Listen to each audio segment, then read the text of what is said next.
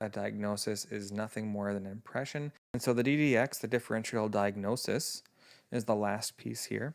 And this is really where we're trying to okay, with all of the information we just gathered, this is where we are really trying to determine what our clinical impression is. And so it's usually could be a few different things. This person could be going through an adjustment disorder, or maybe it's acute anxiety, or maybe it's panic disorder, or maybe it's a major depressive disorder, and maybe it's a bipolar disorder. This is where we're trying to say this versus this versus this based on all of the information presented and all of the information we have at hand, anything documented, and our clinical impression.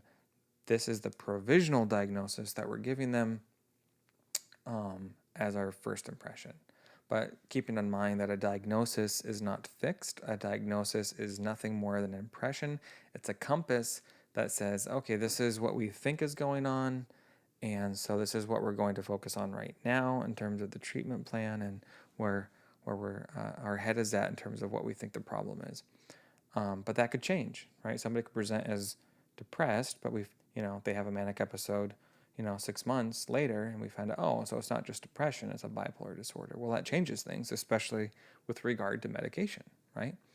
But understanding that a diagnosis is a living document, it's not fixed.